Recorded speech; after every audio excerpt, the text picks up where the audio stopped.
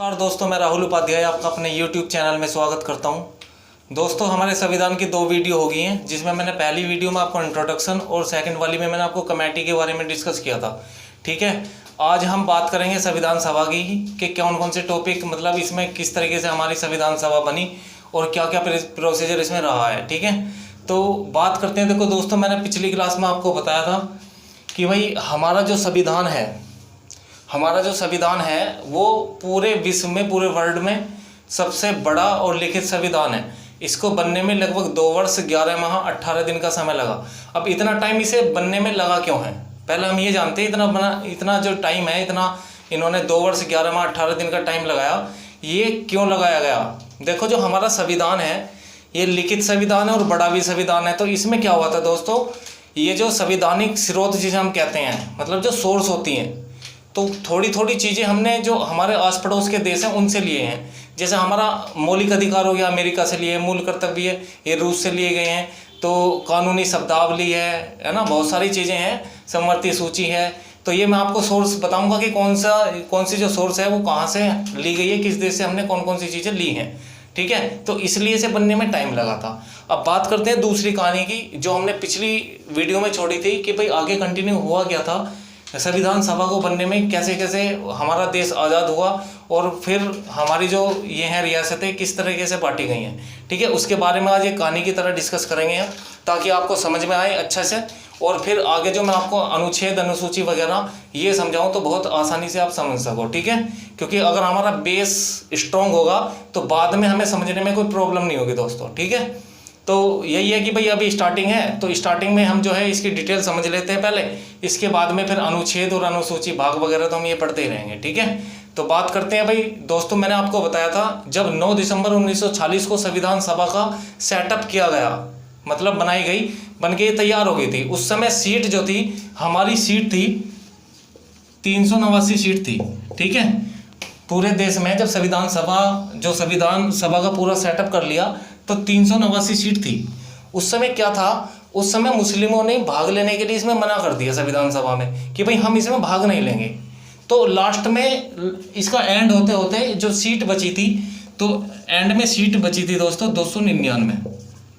ठीक है, जब मुस्लिमों ने मना कर दिया इसमें भाग लेने के लिए संविधान सभा में तो कहानी क्या थी, कहानी को हम देखते हैं। भाई कहानी क्या थी, इन्होंने क्यों मना किया है और बाद में क्या क्या बात हुई है। ऐसा था 3 जून 1947, डेट क्या थी, 3 जून 1947। आपको पता है 15 अगस्त 1947 को हमारा देश आज़ाद हुआ था। तो इससे पहले 3 जून 1947 में हुआ क्या था, माउंट बैटन प्लान आया था। ठीक है, आपको पता है कि अंग्रेजी शासन था हमारे देश में, तो माउंट बैटन प्लान आया था। उसने घोषणा की थी कि जो संविधान सभा है, हमारी संविधान सभा 9 दिसंबर 1946 को बनके तैयार हो गई थी। ठीक है, तैयार हो चुकी थी 9 दिसंबर 1946 को, 1946 को। तो उसमें क्या था, लेकिन अभी तक भारत और पाकिस्तान है उसके अलग होने की कोई बात नहीं की गई थी। लेकिन माउंट बैटन प्लान में इसने स्पष्ट कर दिया था कि जो भारत और पाकिस्तान है ये 2 अलग अलग देश बनेंगे, ये 2 अलग अलग देशों में बांटे जाएंगे। उसमें क्या था कि पहले जो है, ये आप देखते हो जैसे जिला, जो डिस्ट्रिक्ट है और जो स्टेट है, ये अलग अलग हैं हमारे देश के। ठीक है, सब स्टेट में फिर उसमें ज़िले हैं। तो ये क्षेत्र पहले ऐसे नहीं थे। पहले क्या होती थी, पहले दोस्तों रियासतें होती थी। क्या होती थी, रियासतें। तो रियासतें लगभग 565 थी हमारे देश में उस समय, 565। और माउंट बैटन प्लान ने ये स्पष्ट कर दिया था कि भाई 14 और 15 अगस्त को 14 और 15 अगस्त को भारत और पाकिस्तान क्या होंगे, अलग अलग होंगे। और उन्होंने कहा था कि जो रियासतें हैं ये बिल्कुल स्वतंत्र हैं, ये फिर किसी भी देश में शामिल हो सकती हैं, कोई दिक्कत नहीं है। तो जब इन्होंने इस बात की घोषणा की माउंट बैटन ने, तो उस समय वल्लभ भाई पटेल ने, ये चीज़ वल्लभ भाई पटेल को अच्छी नहीं लगी दोस्तों, कि भाई हमारा जो देश है वो लगभग 565 टुकड़ों में बट जाएगा। तो ये बात उन्हें गलत लगी, अच्छी नहीं लगी। तो उस समय क्या हुआ था कि उन्होंने जब ये घोषणा की माउंट बैटन ने 14 और 15 अगस्त को कि भाई भारत और पाकिस्तान ये अपना अलग अलग देश होंगे, अलग अलग देशों में बढ़ जाएंगे। और ये जो रियासतें हैं उनकी मर्जी है 565 में, वो पाकिस्तान में ऐड होना चाहे पाकिस्तान में शामिल हो सकती है, अगर इंडिया में ऐड होना चाहे तो वो इंडिया में शामिल हो सकती है। तो वल्लभ भाई पटेल ने माउंटबेटन से कहा कि ये आपने अच्छा नहीं किया, हमारा जो देश है, हमारा जो इंडिया देश है वो 565 टुकड़ों में आपने बांट दिया। अब इससे पहले 14 और 15 अगस्त से पहले कोई आप ऐसा काम कीजिए जिससे हमारा जो देश है उसमें ज़्यादा से ज़्यादा रियासतें शामिल हो सकें। अब माउंटबेटन ने कहा चलो भाई ठीक है। तो उन्होंने क्या काम करा दोस्तों, पहले रियासतों में क्या होते थे, राजा। अब तो आप मंत्री वगैरह देखते हो, प्रधानमंत्री, राष्ट्रपति, उपराष्ट्रपति। पहले ऐसा नहीं था, पहले क्या था, राजा हुआ करते थे।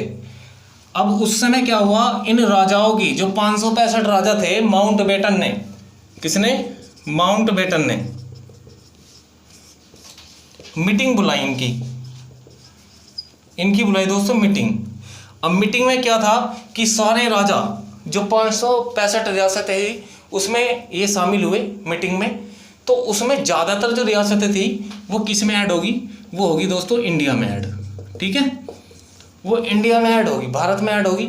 अब जब भारत में ऐड हुई तो इसमें कुछ रियासतें जो थी वो पाकिस्तान में जाके ऐड होगी। तो ज़्यादातर जो है 565 में से वो भारत में ही ऐड हुई है। उसके बाद में क्या हुआ, माउंटबेटन ने कहा कि भाई अब जो ये रियासतें ये अलग अलग हो गई है, कोई दिक्कत नहीं है। अब इसके बाद में क्या होता है, 15 अगस्त 1947 को, 15 अगस्त 1947 को देश हमारा आज़ाद हुआ। भारत और पाकिस्तान दोनों अलग अलग देश हो गए। अब ज़्यादातर रियासतें तो हमारे में ऐड होगी और बाकी जो बची थी वो उसमें ऐड होगी। लेकिन अभी भी 3 रियासतें ऐसी बची हुई थी जो ना तो भारत में ऐड हुई और ना ही पाकिस्तान में हुई। वे कौन कौन सी हैं उनके बारे में थोड़ा डिस्कस करते हैं हम दोस्तों। वे कौन कौन सी रियासतें हैं जो ना तो भारत में और ना पाकिस्तान में ऐड हुई हैं।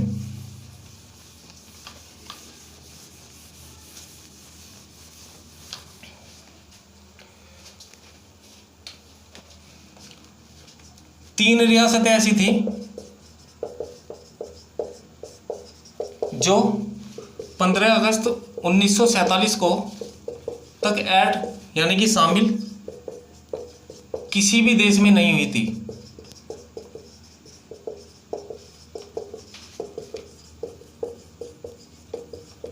नहीं हुई थी। कौन कौन सी थी, नंबर 1 की बात करें तो पहले हैदराबाद, दूसरे नंबर पे था जम्मू एंड कश्मीर और थर्ड नंबर पे था दोस्तों जूनागढ़। ये 3 रियासतें बची थी जो अभी तक ऐड नहीं हुई थी किसी भी देश में। तो इसमें क्या था, इसमें जो है माउंटबेटन ने ये घोषित कर दिया था पहले ही, जब भारत और पाकिस्तान अलग नहीं हुआ था उस समय उन्होंने कहा था कि भाई सब रियासतें अपने आप में स्वतंत्र हैं, किसी भी देश में शामिल हो जाइए। अगर कोई शामिल नहीं होता है, अगर कोई रियासतें बचती है और वो शामिल नहीं होती है तो इसमें ब्रिटेन आपकी कोई हेल्प नहीं करेगा, किसी भी तरह की आपको कोई मदद नहीं देगा। तो खतरा ये है कि अगर आप शामिल नहीं होते हैं तो आपके ऊपर कोई सा भी देश युद्ध कर सकता है और वो ज़बरदस्ती अपने देश में आपको मिला सकता है। इसलिए आपके लिए ये अच्छा रहेगा कि आप जल्दी से जल्दी, जब तक ये देश आज़ाद नहीं होते, अलग अलग नहीं होते 14-15 तारीख में, तो आप क्यों ना कोई से भी देश में शामिल हो जाएं ताकि आपकी जो है पावर बनी रहे ठीक से। लेकिन भाई 15 अगस्त 1947 को हमारा देश आज़ाद हुआ। इसके बाद भी 3 रियासतें ऐसी बची थी, हैदराबाद, जम्मू कश्मीर और जूनागढ़, जो अभी तक शामिल नहीं हुई थी ना तो भारत में और ना पाकिस्तान में। अब कहानी क्या है, कहानी दोस्तों ये है कि इसमें जो है जब ऐसा हुआ और जब सरदार वल्लभ भाई पटेल ने ये देखा कि 3 रियासतें अभी बची हुई हैं जो शामिल नहीं हुई है, तो वल्लभ भाई पटेल सबसे पहले वल्लभ भाई पटेल ने क्या किया, हैदराबाद को अपने भारत में शामिल करने की इच्छा जताई कि भाई हैदराबाद और ये जो जूनागढ़ और ये जम्मू कश्मीर जो बचा है इसे हम अपने देश में शामिल करते हैं। तो दोस्तों हुआ क्या था, हैदराबाद का राजा हुआ करता था राजा निजाम। क्या नाम था इसके राजा का, इसके राजा का नाम था निजाम। ठीक है, तो समझौता इससे करना था इसे कि भाई अगर हम इससे समझौता करते हैं तो ये भारत में शामिल हो जाएगा। तो ये जो है इन्होंने निजाम से बात की और इसे मीटिंग पे बुलाया कि जी आपसे मीटिंग करनी है। तो आप आ जाइए और कुछ बात करनी है। तो इन्होंने क्या किया, फिर उसे निजाम को बुलाया अपने पास में हैदराबाद से। तो हैदराबाद से जब इसे बुलाया तो यही बात रखी वल्लभ भाई पटेल ने कि भाई आप हमारे में शामिल हो जाइए, क्योंकि हैदराबाद एक छोटी सी रियासत है, आपके ऊपर कोई भी देश हमला कर सकता है और ज़बरदस्ती अपने में मिला सकता है। तो इससे बढ़िया आप हमारे में ऐड हो जाइए, क्योंकि ज़्यादातर रियासतें, ज़्यादातर राजा हमारे में शामिल हुए हैं, ठीक है। तो इससे निजाम ने क्या किया, निजाम ने मना कर दिया समय, वल्लभ भाई पटेल को मना कर दिया, इनकार कर दिया कि भाई हम तुम्हारे भारत में शामिल नहीं होंगे। अब इससे भाई वल्लभ भाई पटेल को बहुत गुस्सा आया। उन्होंने कहा कि भाई ये तो तुम्हें शामिल करना पड़ेगा, नहीं तो हम किसी भी तरीके से शामिल कर सकते हैं अपने देश में। अब इससे निजाम डर चुका था पूरा। उसने वल्लभ भाई पटेल से कहा कि आप मुझे 1 दिन का टाइम दीजिए, 1 दिन का सोचने का टाइम दीजिए, उसके बाद मैं आपको बताता हूँ कि शामिल करना है नहीं करना है। अब भाई वो घबरा चुका था निजाम, तो उन्होंने क्या काम किया, 1 दिन का समय दिया कि कोई बात नहीं, 1 दिन का आप टाइम ले लीजिए और इसके बाद मैं मुझे बता दूँ। तो उस समय अगले दिन मीटिंग के बाद उन्होंने कहा निजाम ने, ठीक है जी, हम आपकी इंडिया में इसे शामिल करने के लिए तैयार हैं, शामिल हम कर देंगे, लेकिन शर्त मेरी ये है कि मैं जो शामिल करने के सिग्नेचर करूंगा वो हैदराबाद पहुंच के करूंगा। अब वल्लभ भाई पटेल ने कहा ठीक है, हैदराबाद पहुंच के कर देना। अब ये निजाम हैदराबाद पहुंच जाता है। इसके बाद में इसका मूड चेंज हो जाता है, वहाँ पे जाके ये मना कर देता है वल्लभ भाई पटेल से कि भाई हम जो है अपने हैदराबाद को, अपनी जो रियासतें हैं उसे मैं शामिल नहीं करूँगा इंडिया में, मैं अपनी रियासत को स्वतंत्र रखना चाहता हूँ। अब इससे वल्लभ भाई पटेल को गुस्सा आता है। अब गुस्से में क्या होता है कि निजाम की जो सेना है, जो निजाम की सेना थी और जो अपनी इंडिया की सेना थी, उनके बीच में युद्ध होता है इस हैदराबाद रियासतों को मिलाने के चक्कर में। अब युद्ध होता है तो निजाम को गिरफ्तार कर लिया जाता है, गिरफ्तार करके उसे जेल में डाल दिया जाता है और ज़बरदस्ती हैदराबाद को इंडिया में शामिल किया जाता है। तो हैदराबाद तो दोस्तों इसलिए शामिल हुआ, ये शामिल कर लिया वल्लभ भाई पटेल ने, और जितना भी श्रेय जाता है हैदराबाद को शामिल करने में वो वल्लभ भाई पटेल को ही जाता है। किसको? वल्लभ भाई पटेल को। इसलिए वल्लभ भाई जो पटेल है वो बहुत ही मतलब अच्छे जो नागरिक हैं देश के लिए माने जाते हैं, क्योंकि इन्होंने जो है हैदराबाद रियासत को अपने उसमें मिलाया है। इसलिए इसे हम फादर ऑफ यूनिटी के नाम से भी जानते हैं, फादर ऑफ यूनिटी। ठीक है, ये क्वेश्चन कभी कभी आ जाता है एग्जाम में, फादर ऑफ यूनिटी के नाम से किसको, किस महापुरुष को जाना जाता है? वल्लभ भाई पटेल को जाना जाता है। तो हैदराबाद की तो कहानी ये थी। अब सेकंड नंबर पे हम चलते हैं दोस्तों जम्मू कश्मीर के बारे में। ठीक है, इसके बारे में डिस्कस करेंगे। ये कहानी आपको अगर अच्छी लग रही हो तो प्लीज़ ज़्यादा से ज़्यादा लाइक करें। ठीक है, अगर किसी को कोई डाउट है तो आप वो कमेंट कर सकते हैं, कोई दिक्कत नहीं है, उसका हम आंसर जरूर देंगे आपको। अब बात करते हैं दोस्तों जम्मू एंड कश्मीर की। देखो जम्मू एंड कश्मीर में क्या हुआ था, जम्मू कश्मीर जो है वो अलग रियासत थी बिल्कुल। तो इसमें क्या हुआ था कि उसमें राजा था, राजा हरी सिंह, जम्मू एंड कश्मीर का। एक सेकंड मार्क।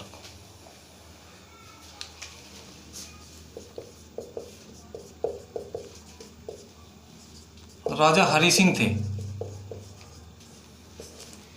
इसके राजा, जो जम्मू कश्मीर रियासत थी उसके राजा था राजा हरी सिंह, और ये हिंदू थे। और जबकि आपको पता है कि जम्मू कश्मीर में अधिकतर जो है मुस्लिम शासन था, और मुस्लिम शासन अभी भी है। ठीक है, तो इसमें क्या हुआ था कि जम्मू कश्मीर जो है, जो राजा था वो हिंदू था और बाकी जो जनसंख्या थी वो मुस्लिम थी। तो इसमें जब पाकिस्तान अलग हुआ तो पाक ने अपनी हरकतें शुरू कर दी, पाक ने कश्मीर को घेरना स्टार्ट कर दिया। पाक ने क्या करा, कश्मीर को घेरना स्टार्ट कर दिया।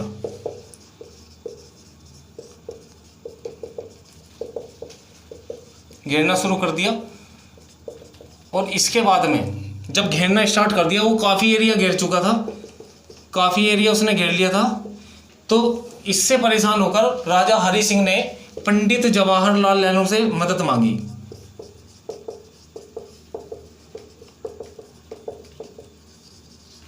इन्होंने पंडित जवाहरलाल नेहरू से मदद मांगी। तो इस समय फिर क्या हुआ था, फिर इन्होंने पंडित जवाहरलाल नेहरू की शरण ली और इसके बाद में पंडित जवाहरलाल नेहरू ने कहा ठीक है हम आपकी मदद करेंगे, लेकिन आपको जो है जम्मू एंड कश्मीर हमारे भारत में शामिल करना पड़ेगा। ठीक है, भारत में आपको शामिल करना पड़ेगा। तो ये शर्त थी किसकी? पंडित जवाहरलाल नेहरू की। लेकिन राजा हरि सिंह ने कहा कि ठीक है हम शामिल तो कर लेंगे, लेकिन जो हमारी रियासत है, हमारी रियासत बिल्कुल स्वतंत्र रहेगी। इसमें मतलब जो चलेगी वो हमारी ही सरकार की चलेगी, हमारी चलेगी, लेकिन हम आपका जो ये जम्मू कश्मीर है वो इसमें ऐड कर लेंगे। अब भाई पंडित जवाहरलाल नेहरू ने ये बात इनकी मान ली। अब मान ली तो ये वल्लभ भाई पटेल को अच्छा नहीं लगा, तो वल्लभ भाई पटेल ने भी कहा था कि ये जो है जम्मू कश्मीर वाला जो मुद्दा है ये हमें दे दो, हम अपना आप अपने तरीके से शामिल कर लेंगे इसमें। लेकिन पंडित जवाहरलाल नेहरू ने वल्लभ भाई पटेल की बात नहीं मानी, और इससे वो होकर इसकी जो शर्त थी राजा हरि सिंह की, वो सारी शर्त इन्होंने मंजूर की। इसके बाद में पंडित जवाहरलाल नेहरू ने कहा था कि इन्होंने वल्लभ भाई पटेल ने कि भाई जैसे हैदराबाद को शामिल किया था ना, इसी तरीके से हम भी शामिल कर लेंगे, ऐसे कोई दिक्कत नहीं है। तो इसमें क्या हुआ था, पंडित जवाहरलाल नेहरू ने इनकी जो शर्त मानकर इनसे सिग्नेचर करवा लिया, और जम्मू कश्मीर का संविधान जो है अलग और भारत का अलग, और जम्मू कश्मीर अपने आप में स्वतंत्र था। ठीक है, क्योंकि अलग अलग संविधान था इनका, अलग अलग संविधान, और जम्मू कश्मीर अपने आप में क्या था दोस्तों, स्वतंत्र था बिल्कुल। जब स्वतंत्र था फिर भारत की सेना ने सीधे पाक की सेना पर अटैक कर दिया, और पाक की सेना को पीओके से खदेड़ना जो है स्टार्ट कर दिया। ठीक है, जो पाक की सेना ने जितना एरिया मतलब घेरा था जम्मू कश्मीर का, वो पीओके से, जो पीओके वाला क्षेत्र हम बोलते हैं, उसको खदेड़ना स्टार्ट कर दिया इन्होंने। ठीक है, जब खदेड़ना इन्होंने स्टार्ट किया तो इस समय फिर क्या हुआ था, अब भाई भारत और पाकिस्तान में जब सेना खदेड़ना स्टार्ट कर दिया तो उधर से उन्होंने गोलीबारी की, इधर से इन्होंने, तो जब युद्ध होना स्टार्ट हो गया तो पंडित जवाहरलाल नेहरू ने फिर यूएनओ की शरण मांगी। ठीक है, वहाँ पहुँचे। अब वहाँ पहुँचने के बाद में क्या हुआ, उन्होंने ये कहा कि भाई देखो ये जो सेना, यूएनओ ने कहा कि भाई ऐसा है, आपके भी आदमी मर रहे हैं और उधर भी मर रहे हैं, तो एक काम करो, इस पर अभी कोई समझौता नहीं कर रहे, जिसकी सेना जहाँ है वहीं रुक जाए, वहीं से वापस हो जाए। अब ना तो सेना हमारी पीछे गई, ना सेना जम्मू कश्मीर इसकी पाकिस्तान के पीछे गई, तो हुआ क्या, वहीं पे ही इन्होंने बॉर्डर बना दिया। ठीक है, वहीं पे इन्होंने क्या बना दिया, बॉर्डर। तो वो वाला जो क्षेत्र है वो पीओके वाला ही क्षेत्र है। ठीक है, तो पंडित जवाहरलाल नेहरू ने ये बात इन्होंने कहा, तो अटैक होने के बाद मैंने खदेड़ दिया, और फिर यूएनओ जाकर इन्होंने ये समझौता करवाया। अब ये पीओके वाली सेना कहलाती है। तो इस दौरान ना तो पाक की सेना हटी और ना ही भारत की हटी। तो ये दिक्कत है कि एरिया जो है बॉर्डर लाइन कहलाया। और वर्तमान में अब तो पता ही है आपको, सरकार जो है लगभग 370 समाप्त कर चुकी है। इसी प्रकार कभी भी पाक से पीओके को भी लिया जा सकता है, क्योंकि आपको पता है कि भाई जो हमारे गृह मंत्री हैं वो अमित शाह हैं, और इन्होंने अभी 370, ये बहुत बड़ा मुद्दा है जो ये समाप्त किया है। ठीक है, तो भाई यही बात है इसमें कि जम्मू कश्मीर जो है इसी तरीके से दिक्कत हुई है। अब भी कभी भी ऑर्डर आ सकते हैं भाई पीओके जो है, पीओके को भारत में शामिल किया जाए। तो इसमें आपको पता है युद्ध की स्थिति तो बनेगी, क्योंकि जब इतना बड़ा मुद्दा इन्होंने बिल्कुल समाप्त कर दिया, धारा 370 जो लगी हुई थी, है ना, तो वो हटा दी, तो ये भी कभी भी इसके ऑर्डर आ सकते हैं। क्योंकि अमित शाह ने संसद में भी कहा था कि हमारी मातृभूमि है, चाहे बंजर जमीन हो या कुछ भी हो, इसे हम जो है कभी भी ले सकते हैं। ठीक है, चाहे हमें इसके लिए अपनी जान ही क्यों ना देनी पड़े। तो ये बात हुई थी इसमें। तो इसलिए जम्मू कश्मीर तो इस तरीके से मिला था। ये प्रॉपर तरीके से तभी मिल जाता अगर पंडित जवाहरलाल नेहरू इससे सही से समझौता करते। तो पंडित जवाहरलाल नेहरू का कहना था यार बंजरी जमीन है, कोई दिक्कत नहीं है, बताओ भाई जमीन तो जमीन है, कैसी भी जमीन है तो हमारी मातृभूमि ही। और नेक्स्ट बात करते हैं, चलो ये तो हो गया जम्मू कश्मीर का मुद्दा। अब तीसरी को कैसे मिलाया, जूनागढ़ को कैसे मिलाया गया, उसके बारे में थोड़ा दोस्तों डिस्कस करते हैं। ठीक है, इसको और बता देता हूँ, क्योंकि कहानी जो है पूरी ही कंप्लीट होनी आवश्यक है, क्योंकि पूरी ही कंप्लीट होगी तो आपको अच्छा भी लगेगा और सही से समझ में आएगा। फिर तो हमें जो है अनुच्छेद, अनुसूची, प्रधानमंत्री, राष्ट्रपति, राज्यपाल, ये सब पढ़ने हैं। ठीक है, तो पहले कहानी इसकी पता होनी चाहिए भाई हमारा संविधान किस तरीके से बना है ना, और कौन कौन सी रियासतों को कैसे मिलाया है, कैसे जो है स्टेट बनने स्टार्ट हुए हैं, कब कब कौन कौन से स्टेट बने, ये सारी चीज़ें मैं आपको डिस्कस करूँगा। ठीक है, और उम्मीद है कि इतना डिटेल में पढ़ाऊंगा कि कोई भी क्वेश्चन आपका संविधान से छूटेगा ही नहीं। ठीक है, तो कंटिन्यू आपको वीडियो देखो, हमने बायोलॉजी की भी दी है, इसी तरीके से हम अपने संविधान की भी दे रहे हैं, और क्वेश्चन भी मैंने आपको कराए हैं किस किस तरह के क्वेश्चन पूछे जाते हैं। अगर आप संविधान पढ़ोगे तो एक भी क्वेश्चन आपका छूटेगा नहीं, ये मैं आपको विश्वास दिलाता हूँ। ठीक है, अब बात करते हैं दोस्तों, चलो जूनागढ़ की बात करते हैं 3rd नंबर पे। जूनागढ़, देखो जूनागढ़ में क्या हुआ था, जूनागढ़ में कुछ, ये तो बहुत ही आराम से मिलाया था इन्होंने, इसमें जूनागढ़ में क्या हुआ था, जूनागढ़ की बात करते हैं। जूनागढ़ को लेकर जो है पाक और इंडिया में विरोध हुआ था। तो कंडीशन ये थी कि अब इसलिए इसके लिए जो है जनमत संग्रह, जिसे हम वोटिंग कहते हैं, वोटिंग कराई जाएगी। और वोटिंग हुई, वोटिंग भारत के फेवर में होगी। तो इस तरह जो है जो जूनागढ़ है वो शामिल कर लिया गया अपने भारत में। इस तरीके की बात है। बस भारत और पाक में ही इसका जो है विरोध हुआ था। विरोध होने के बाद में बस ये बात हुई थी कि भाई वोटिंग कर लो और वोटिंग के हिसाब से इसको मिला लो। तो वोटिंग जो है फेवर में आ गई, तो फिर कोई दिक्कत ही नहीं है। जूनागढ़ जो है हमने अपने जो इंडिया में इस तरीके से शामिल किया था। तो ये स्टोरी थी पूरी आपकी, ठीक है। अब हम बात करते हैं भाई किस तरीके से जो है, कितने अनुच्छेद थे जब बना, अब कितने अनुच्छेद हैं, कितने भाग बने हैं, भाग कितने बढ़ गए, अनुसूची कितनी बढ़ गई, तो वो मैं डिस्कस करूँगा आपको नेक्स्ट वीडियो में, ठीक है दोस्तों। अगर आपको वीडियो अच्छी लगी है तो प्लीज़ ज़्यादा से ज़्यादा शेयर करें, ठीक है। और नेक्स्ट टॉपिक के साथ में इसे ही कंटिन्यू करेंगे। मिलते हैं नेक्स्ट वीडियो में। धन्यवाद, जय हिंद।